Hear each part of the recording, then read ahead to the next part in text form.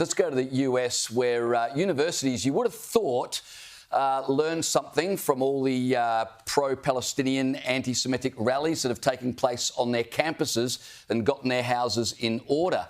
But they haven't done that. Columbia has given lip service to what went on. Harvard has steadfastly refused to do anything to protect their Jewish students. And so US President Donald Trump has taken action. He's withheld about $3 billion worth of funding from Harvard. He said that Harvard aren't allowed to bring students from overseas at the moment until further notice.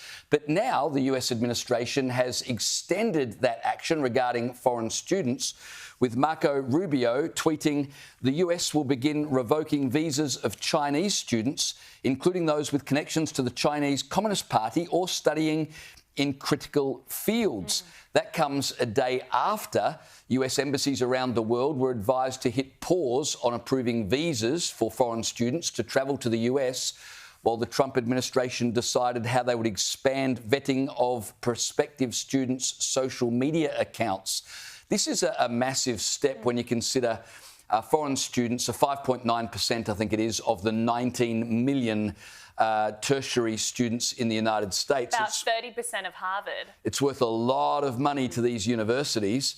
And the Trump administration is now saying we are hitting pause on all foreign students. As you can imagine, the unis are up in arms, and we'll get into this. But my first point would be, it didn't have to happen if the universities had taken responsibility for making sure they had students, not activists, students, not radicals. The Trump administration would not have had to step in. Exactly. And Trump made it very clear that unless they took concrete action to address the anti-Semitism and hand over the details of all the international students that Harvard was enrolling, he was going to cut their funding. This has been clear for months. He also made these same demands of a bunch of other universities.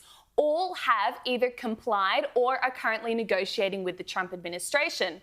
What Harvard has done is sue Trump. And obviously he does not, well, he's not afraid of a legal battle, that's for sure. And so he's just gone, bring it on. And it looks like, I mean, there are some interesting legal questions and constitutional questions around the First Amendment. Is this presidential overstep? Does he have the authority to do this? But I think regardless of the exact legalities of all of this, we can all appreciate what Trump is trying to do. And I think the way he's doing it, and just saying, hang on a second, American universities were founded to build this nation. The only thing they are building now is a generation of student activists who fundamentally hate the country. The fact he's cracking down on that, I say good on him.